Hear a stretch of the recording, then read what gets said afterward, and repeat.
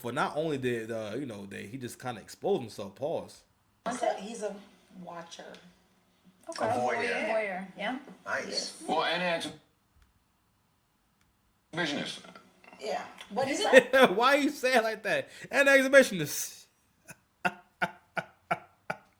I said before, Joe understands content, but I think that this is one of those things where he understands, you have to create situations where awkward things can happen, where there can be a lot of tension in the moment, because that's what gets the views going.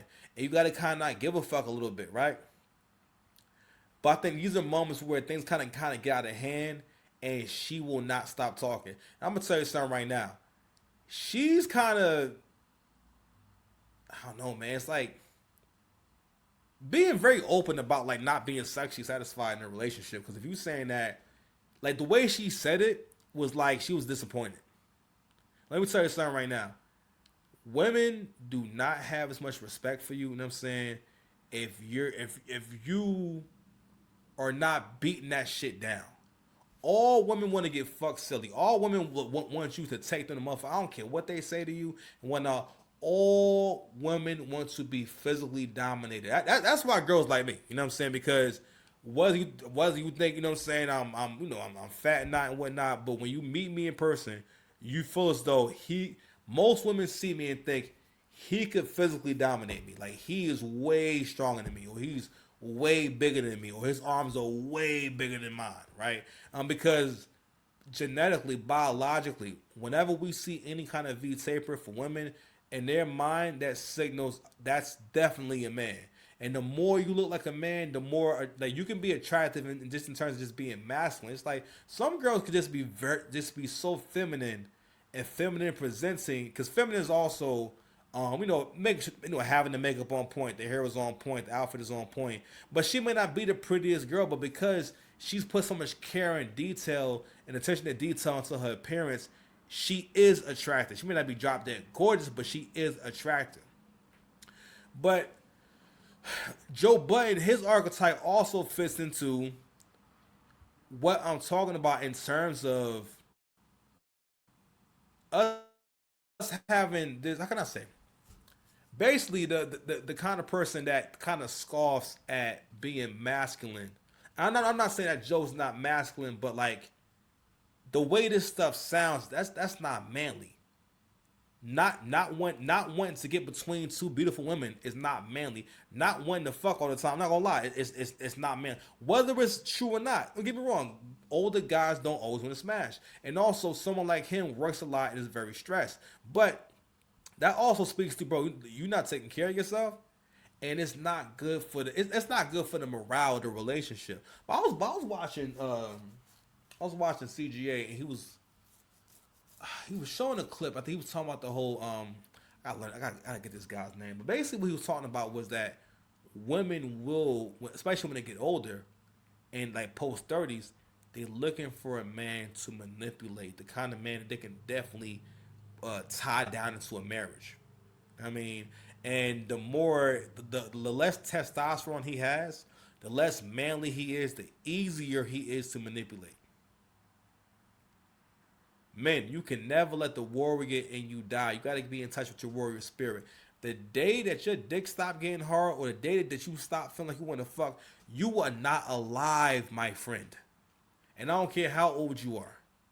Joe got money. Joe can afford some goddamn TRT. That's what the money is there for. That's what people do. Listen, I'm at the age now where, you know what, I am eligible, all right, to start getting TRT. And guess what's going to happen? As soon as that, man, listen. As soon as I can afford it, I'm getting some TRT. Now, I don't know when my shit crashed, so I'm going to bring this back one more time so you can hear the audio. Fair use. This is where the trauma comes in. In the past, Okay. Joe has taken his travel lube with him to get dances and jerk off with other women on his own behind my back. So now I find the lube in the trunk, in the money bag, which normally these bitches are strippers or bartenders, so that's the thing. Why the fuck is the lube in the trunk when I put it away and I have not been here for a month and a half? You wasn't getting no dances with me. If 2 plus 2 was 4. So again. Yo, you see them like yo, the hand grabbing is basically like a safe word. It's like, listen, when I squeeze your hand like this, that means shut the fuck up. Listen, like these clips are the equivalent of a dude going into deep detail about, like yo, the weeks after you had our first child, you know, because when women have their first child, you know, like their vagina has like strong odors and whatnot. You know what I'm saying? And it takes a minute for it to go away. It's something about when they have a kid and they got to wait a little bit to have sex and whatnot. And like, yo, so that shit would be like somehow a man finding a way to talk about how much it stunk in the house after you had the baby and whatnot and this and that. Like, anywho, like that would be fucking mortifying. That would be mortifying, right? But anywho, yeah, man, I think Joe's next. I think Joe's next because these clips keep coming back up. You had the shit that happened earlier this year where he was sleepwalking and he was sleepwalking butt naked, which is crazy work. And it's like, yo, I just think it's a matter of time, man, matter of time. But let's go ahead and get some more of this shit, man. So I said before, like, so Joe cracked the industry, whether he want to admit it or not, right?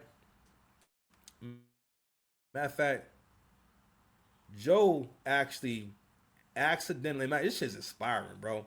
The nigga accidentally exposed how much he makes on Patreon. So he has a Patreon, right? Let's make sure that the levels is right. We good, we Gucci? All right, cool. All right.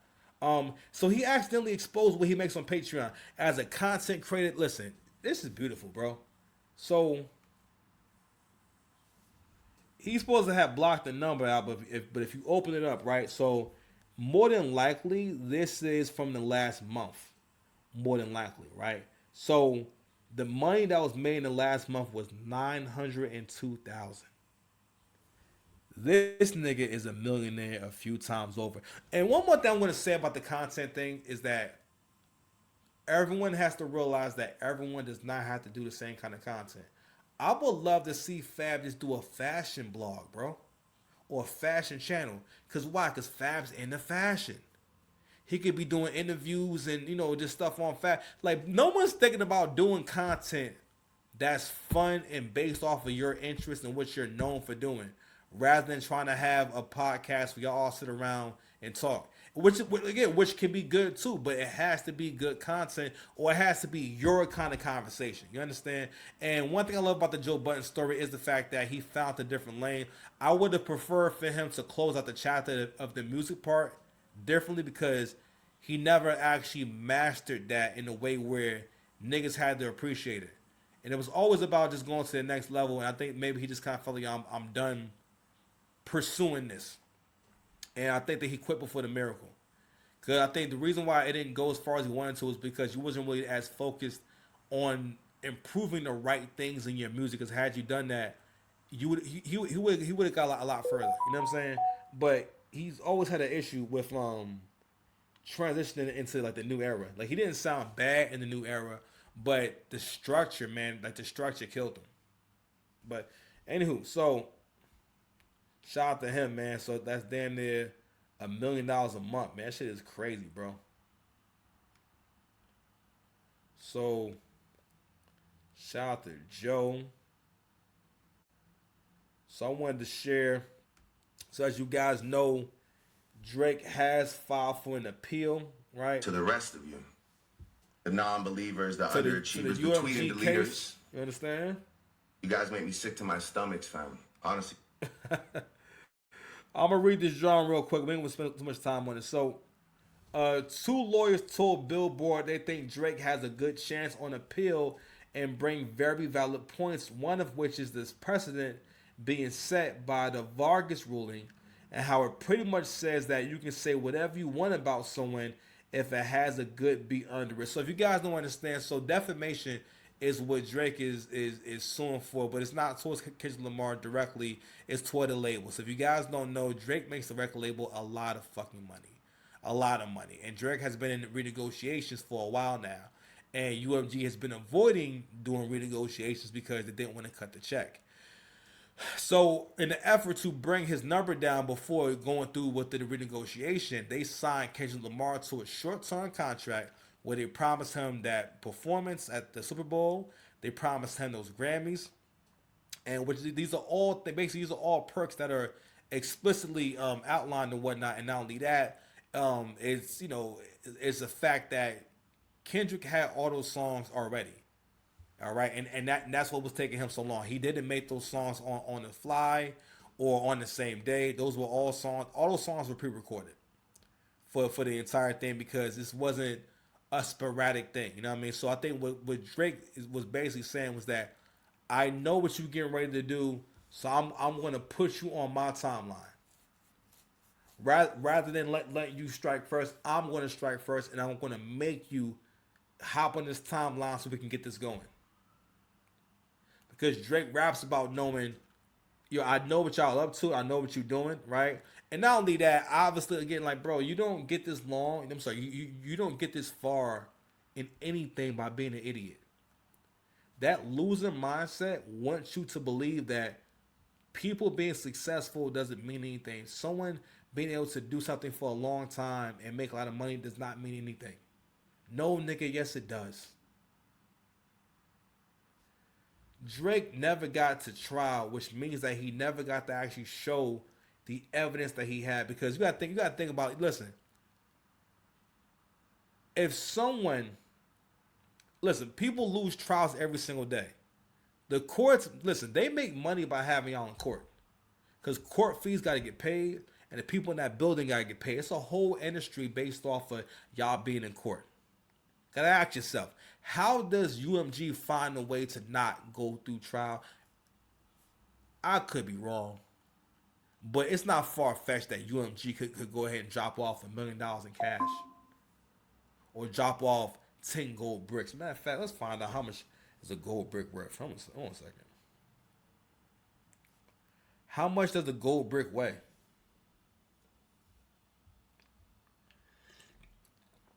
Okay. How much is a gold brick worth? So a 400-ounce good delivery bar is worth over 1 million. A kilogram bar is worth around 130,000 to $135,000.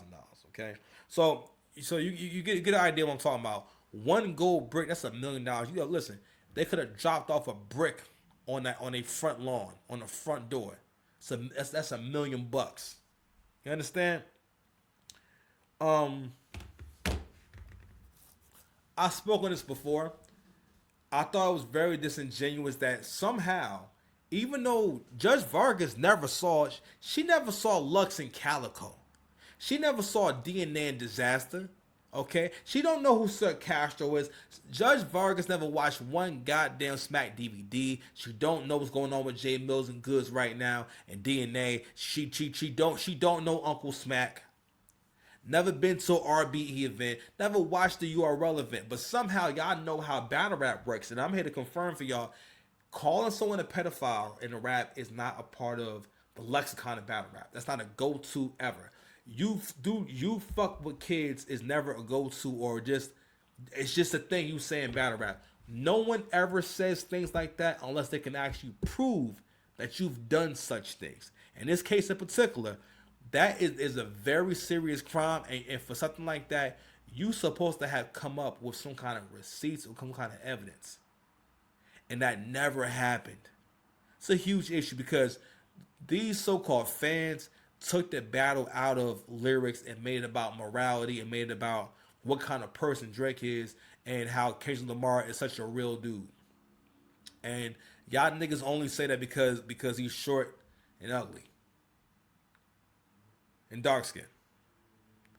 And I say that because in black culture, we have this thing where we do not include the entire diaspora. We do not even include certain complexions. If you are too light skinned, you need receipts for your blackness. If you too light skinned, you need to prove that shit. You are always under question, and it doesn't matter what your contributions are. But before I go, we're gonna read a little more of this right here. Check it out. So I can't. I think Zapersky. I'm sorry. Is that a verifiable statement? Of course it is. That's my mind. Just an excerpt from an article. Okay. So it starts with saying, "Is that a verifiable statement?" Of course it is. Zapersky says, as opposed to calling someone a fascist or a shithead or claiming that they don't love their family, the statement that X is a pedophile falls more on the verifiable, falsifiable side. And that's clearly what Drake's lawyers are going to push. Zapersky stresses that Vargas did an artful job crafting her ruling, taking into account layers of legal precedent and serious concerns about a chilling effect on free expression. So he's talking about how people try to make the argument of if Drake wins this court case, it means that people can't express themselves. Bitch, you don't watch battle rap. Bitch, you don't know nothing about battle rap. Also, Drake has done more for battle rap as an art form than any other fucking rapper. Drake has put more money into the pockets of battle rap and battle rappers. Drake is the reason why niggas got checks for 100K, for 60K. Drake is the reason why niggas was getting 50 and 60K a battle. Drake was there front and center for the Ultimate Madness tournament with Geechee Gotti and Rum Nitty, two of the biggest artists in the battle rap in terms of the main stage, was up there for the main event. Drake put extra bread on that, and them brothers went home with an extra 35K each. That's a lot of fucking money. Kendrick has never done anything like that. Kendrick has never given a nigga $100 bill for a battle. I had some nigga the other day argue with me online about his history in battling. There is no footage nowhere of anyone telling you that Kendrick could fucking battle rap or was ever battling. And I'm not saying it's impossible. This nigga wrote under my comment that Kendrick came up in battling and he never lost the battle. Bitch, what the fuck you talking about? And listen, I get it. You don't know who I am. Nigga, I'm like 50 battles deep and I've won a majority of my battles. Now, I may not have battled the biggest competition, but I still won my fucking battles though. You understand me? So I've been in the culture for a long time and I know battle rap. This whole case was some bullshit. That whole beef was some bullshit. If you was to hear the Not Like Us beat and you'd have heard that on the beat tape, that would be a strong skip for you. Even a West Coast nigga, even for a West Coast nigga, that would be a strong skip. You're skipping real strong now. Skipping real smooth. But for people who are not well versed in battle rap at all, I found it so amusing to hear people say, "Oh no, that's how battle rap goes." No, nigga, that's not how it goes. If you call a nigga a snitch, you can't just say, "Yo, you a snitch." No, you gotta have paperwork. You gotta have receipts. Get punched in your face for shit like that. Even when you question niggas gangster, you get punched in your face for shit like that. You can't just talk how you want to talk without being able to stand on it. And no one has called Kendrick to task at all for any of that shit. Not only that, they had him perform that shit at the Super Bowl. If that doesn't prove this whole thing was a scheme and a setup, I don't know what does. When in the history of humanity has someone been able to go up on a platform as big as the Super Bowl, which is a family show, and rap your songs about a dude being a child molester, and on top of that, you're up there rapping with two of his ex-girlfriends? That is the weirdest shit ever. Then on top of that, you had to bring us imagery by way of gang culture. Like, yo, this nigga is the most shucking and jiving nigga ever. For a nigga that don't gang bang, you are always trying to, for the most part, appropriate gang banging culture. And then try to tell me that it's you bringing niggas together. Nigga, stop it, B. During this whole time, yo, you have not put no West Coast niggas on. You have not exposed us to no niggas that's like, that's really, really popping out here, or someone that got lit after this era. Not only that, the West Coast, you ain't helped get the West Coast lit at all. How come ain't no records with you and YG? You and YG ain't got no records together. How come you and Game ain't got no new records together? You could at least, he could have hopped on the remixes. He could have hopped on the remix to Kalani's Folded. That's a big record, right? You wasn't doing any of that shit.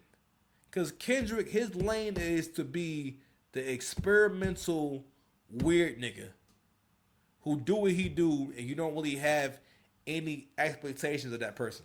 You're not looking for them to give you functional music that you can play anywhere. Like Kendrick makes very much like headphones music. You know what I'm saying? Because most of the shit, it's not a vibe. Now, Loyalty featuring Rihanna, that's a vibe. You can play that shit at a party. You can play that shit at a function. People gonna have a good time. That's the purpose of music. You understand me? But anyway, let's go back to the article. So let's go back to the beginning. So Zapersky stresses that Vargas did an artful job crafting her ruling, taking into account layers of legal precedent and serious concerns about a chilling effect on free expression from letting a rich celebrity sue over art. But when dealing with the almost metaphysical complexity of speech law, he says an appeals court might still see things differently. If I were Drake's lawyers, I would definitely try to pull apart some of these context issues. Sapersky says, I'd ask why it's fine for rap musicians to tell lies about each other's criminality when there's nothing in New York law that says that. Another way for Drake's lawyers to frame these issues would be to argue that the case was simply tossed too soon. Judge Vargas dismissed the case on a so-called motion to dismiss. Should be at the shit open.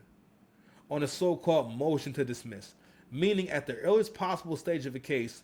Under that rule, she said that even if Drake proved all of his lawsuit defamation allegations were factually true, he still couldn't win the case because the lawsuit itself was against him. Okay. For Marina versus Bogart, a veteran entertainment litigator at Munich Wilson Mandela LLP, that ruling smacks a blanket of immunity for any statement made in the context of a diss track, even as an accusation of a heinous conduct that will obviously be defamatory if false. The statement on its face accuses Drake of a serious crime. Bogorod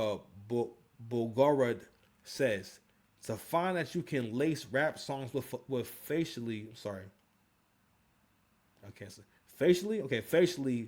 libelous statements with impunity as a matter of law is quite a holding. So for the most part, what they're saying is that under the law, that's bullshit. Like you cannot tell someone that a song that's played everywhere and a song that a record label put a bunch of money into promoting, and that same song is about you being the worst thing you could possibly be.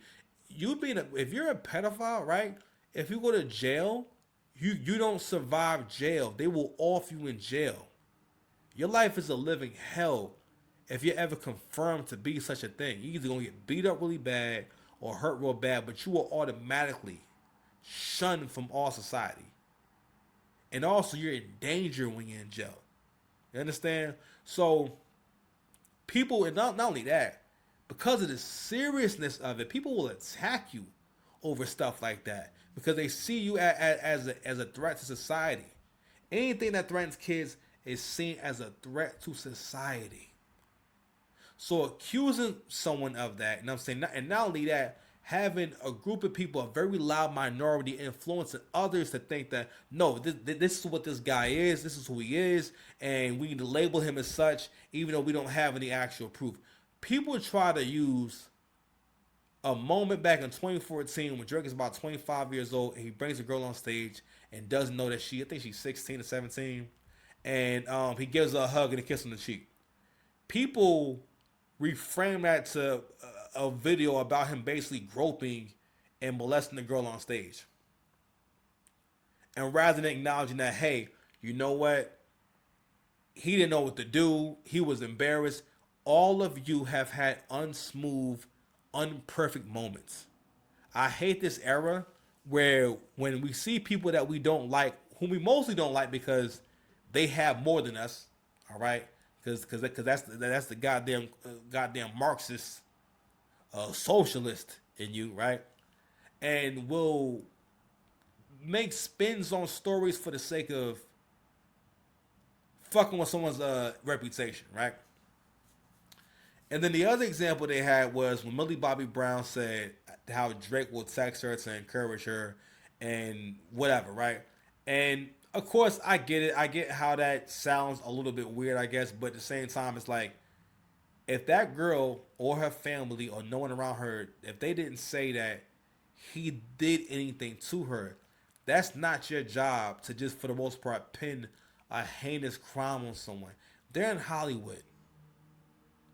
I'm not saying it's normal. I mean, I don't really get it, but I'm just saying, like, yo, if that was the case, someone at some point would have came forward to say, Drake did this to me. Think long and hard. Pause. Has that ever happened? No.